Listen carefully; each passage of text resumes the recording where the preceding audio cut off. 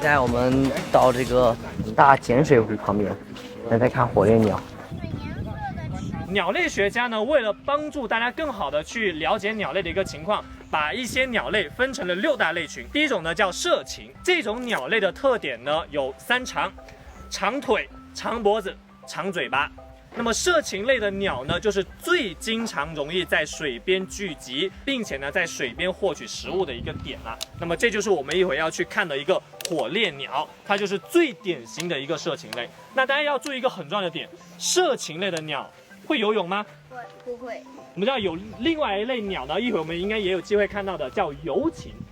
你们见过游禽吗？鸭子啊，对，鸭子、鹅这一类的啊，它们的一个脚是有蹼的，连在一起，善于游泳的这一类叫游禽。而社禽类呢是典型的不善于游泳的，所以一会呢，当我们看见火烈鸟这个地方，说明什么？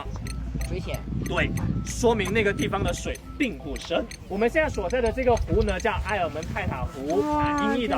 在湖的对岸，大家能够看到另外一群火烈鸟吗？哎，那些颜色会更粉一点，对吧？我没看过这么大群的这种野生的，在普通的淡水湖是看不到的。火烈鸟只会出现在这种碱水湖。这个身上的红色，就是因为它吃了很多这个虾、蟹之类的，还有藻类这种里头富含甲硝素的一些，然后所以它吃完之后色素沉积，呈现出有点偏粉红色。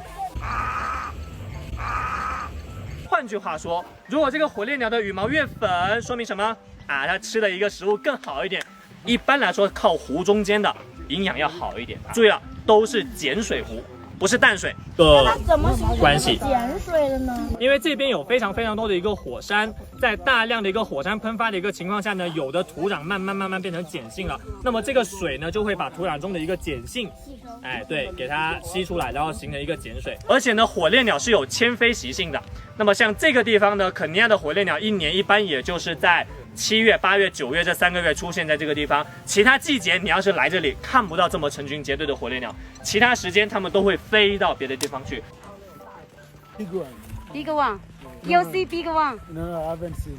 翻牛死去了是吧？对啊，我一看他撅个棍儿，我就知道有人要捅牛屎。肯定要土豆吗？那个是咖喱，他们当地的主食，现宰的现烤的羊。哇，像你吧？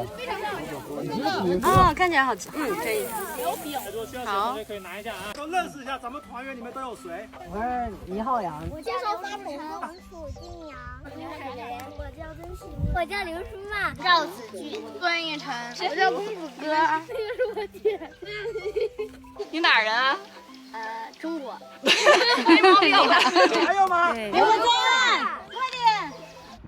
Hello, it's me.